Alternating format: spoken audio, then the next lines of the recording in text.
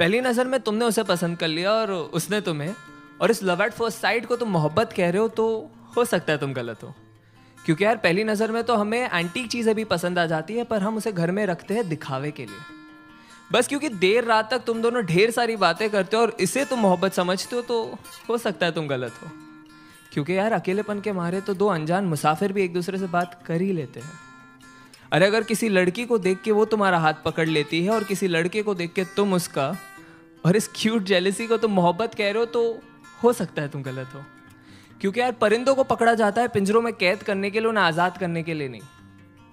बस क्योंकि अब तुम दोनों एक दूसरे की बातों को समझ पा रहे हो और इसे तुम मोहब्बत कहते हो, तो हो सकता है तुम गलत हो।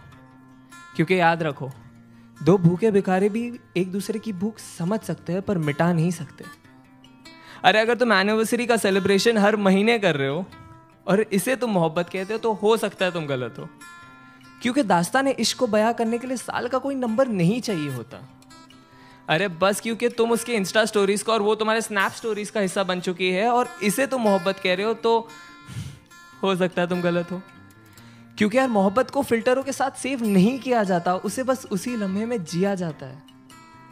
हाँ लेकिन अगर जिस्मों में उलझने से पहले तुम उसकी जुल्फों में उलझना चाहते हो, अगर वो बेखौफ अपना बचपना तुम्हारे सामने जाया कर देती है, अगर उसके कपड़ों के बेपर्दा होने से पहले तुम अपने सारे राज उसके सामने खोल दिए और उसने भी अपने सारे डर का जिक्र तुम्हारे सामने कर दिया है, अगर उसका हर आंसू तुम्हारे ही कमीज पे बहता हो और तुम्हारे मुस्कान की वजह उसकी नादानियाँ ही हो, तो शायद नहीं यार यही प्यार है। और अगर ये प्यार तुम्हें मिल गया है तो इसे पकड़ लो, जकड़ लो, गले लगा लो और जहाँ मौका मिले बस इसे कहते रहो कि तुम इससे कितना प्यार करते हो।